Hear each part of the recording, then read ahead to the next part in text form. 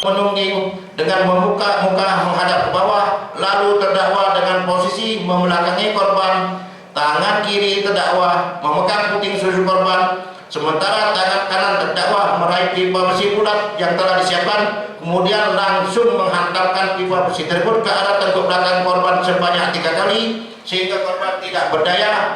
Lalu terdakwa mengambil pisau bayonet dari dalam tas ransel, menyembelih leher korban dan darahnya menyembur ke tembok. Selanjutnya terdakwa menyeret tubuh korban ke kamar mandi dan langsung menguliti korban menggunakan pisau bayonet melalui dan membelah bagian dada tengah sampai bawah perut, serta memotong susu korban, menyayat bagian ketiak sebelah kanan ke arah dada, lalu dan ketiak kanan ke arah bawah pinggul, serta memotong kedua paha korban. Selanjutnya terdakwa menggunakan pisau cutter, kemudian terdakwa potong-potong dengan gunting menjadi beberapa bagian kecil yang selanjutnya dimasukkan ke dalam WC kamar mandi. Lalu terdakwa mengiris tubuh korban mulai dari tengah dada menuju ke kiri hingga ke bagian ketiak kiri, lalu ketiak kiri ke arah panggul sebelah kiri. Selanjutnya terdakwa potong-potong dengan menggunakan gunting menjadi beberapa bagian kecil dan dimasukkan ke dalam WC kamar mandi. Menimbang bahwa selanjutnya terdakwa mengambil uang Rp230.000, handphone merek Oppo A16, STNK kunci motor Scoopy, nomor pol AB2744I milik korban. Kemudian terdakwa pergi naik motor Yamaha Vision milik saksi Prasigit ke Warmindo untuk menitipkan sepeda motor Yamaha Vision tersebut, lalu naik ojek ke parkiran rumah sakit Bethesda untuk mengambil sepeda motor Honda Scoopy milik korban.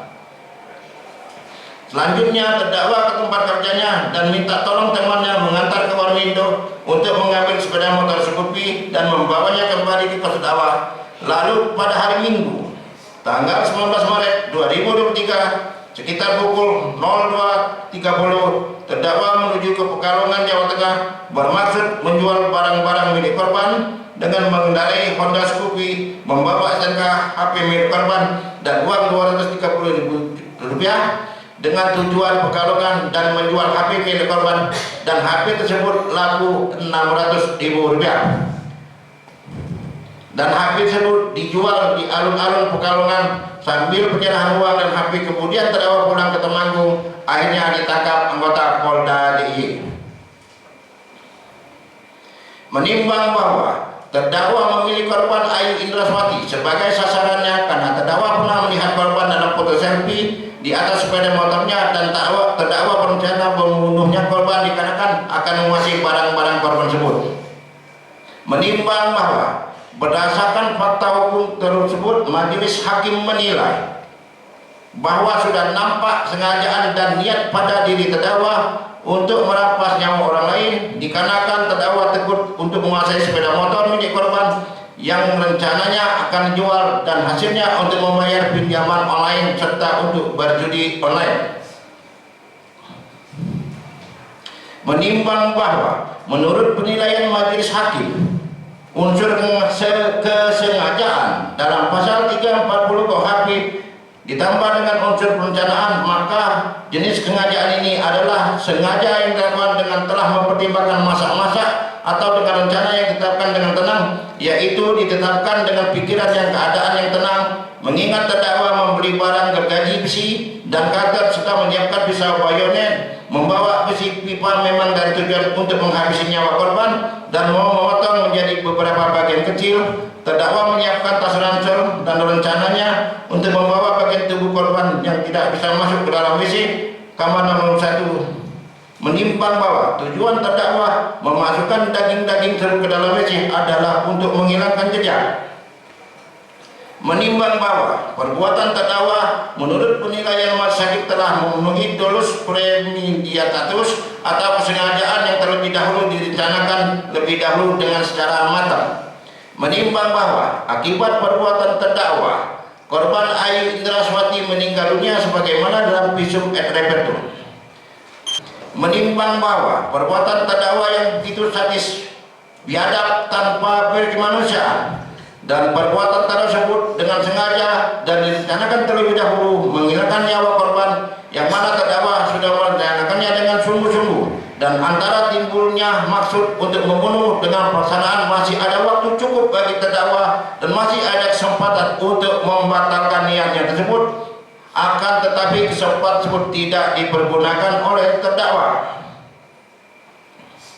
Menimbang bahwa berdasarkan pertimbangan hukum sebagaimana tersebut di atas, maka menurut penilaian majelis hakim, permohonan terdakwa maupun permohonan daripada tim penasihat hukum tidaklah sesuai dengan pertimbangan hukum tersebut di atas, maka secara hukum permohonan terdakwa maupun tim penasihat hukumnya haruslah dikesampingkan. Menimbang bahwa untuk menjatuhkan pidana terhadap terdakwa perlu dipertimbangkan keadaan yang memberatkan maupun keadaan yang meringankan.